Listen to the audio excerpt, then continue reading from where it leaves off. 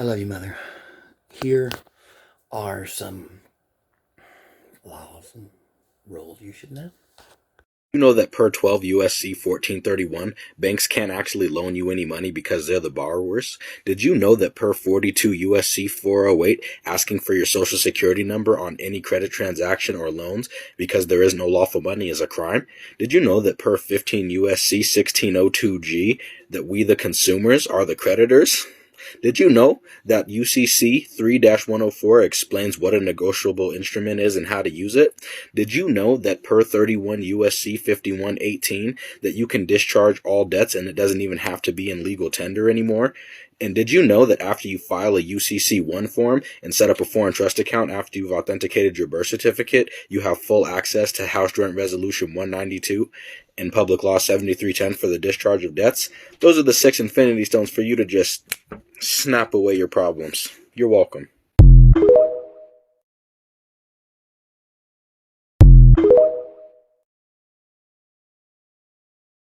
Let's get to it, y'all. If they will not come and take the birth certificate, then gently toss it across the bar into the well of the court. Note, a person is a legal fiction. You are a living soul. A living soul is not a person. Special appearance means that you are not giving them the jurisdiction over you. Then turn around and leave. Do not stop. Do not answer questions. Okay? When they say, hey, stop. Hey, you, stop. Or you have a court date on such and such. Just keep on going and get out. Do not respond. Do not come back. Don't let them bluff you into coming back. At the time of this writing, this approach has worked 100% of the time.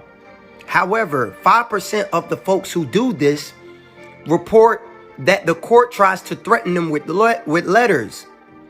The worst that may happen is that they will send you a bill of whatever you are accused of and possibly the threat of an arrest warrant. Sometimes they'll send a letter with a new court date. And the very latest was a threat letter saying there was an arrest warrant or threatening you with arrest if you do not come in to be arraigned. However, if they could have issued if they could have issued or served a warrant, they would have, right? So this has been a bluff 100% of the time. Even in the letter that said there was an arrest warrant, there was one on record, but it was never processed and served. Bluff, bluff, bluff. If you receive any of these letters, mail them back with a regular letter stating that I reserve all of my rights per UCC 1-308 and I do not consent, right?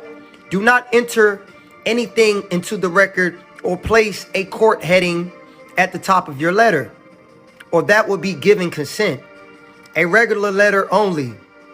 Only once has anyone reported being grabbed while leaving the court, and this man was still successful in leaving without prosecution. Wow. Here's the last part. Get ready for part 3. But it says, the following is a suggested way to handle the situation for the one fellow that might get grabbed. Do not resist if they lay hands on you and force you into the court. If they do not answer to any name, if they say, Mr. whatever your name is while you are talking, say, I am not that person. I am the beneficiary and I have result.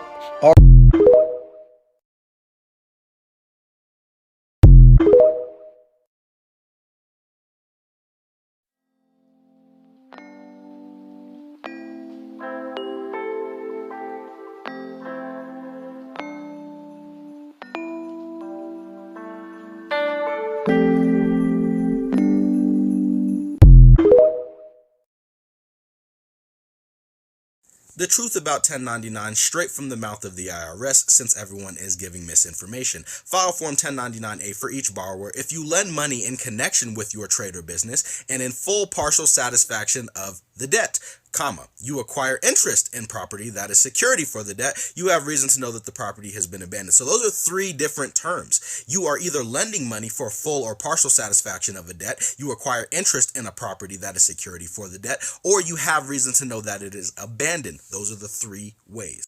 Now, under who must file, it says that the trustee, record owner, or person acting on similar capacity must file a 1099 on behalf of all owners of beneficial interest or participation.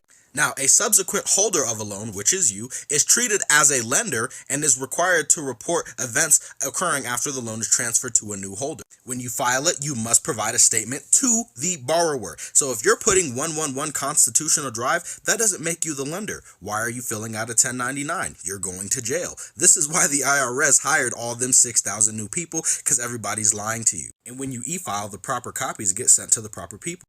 1099-C is for debts over 3 years old that have more than $600 that are being canceled. Read the bottom there. The debtor may be an individual.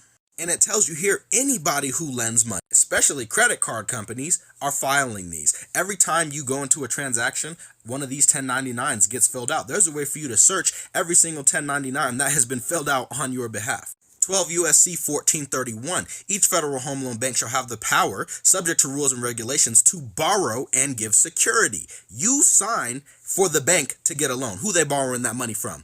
If it's not you, I don't know who it is. It's certainly not the Treasury of the United States. Anybody telling you to put 111 Constitutional Drive is going to send you to jail. And there's the truth. That is why it is called acquisition or abandonment. And just to be clear, you do not have to correct any status to do this.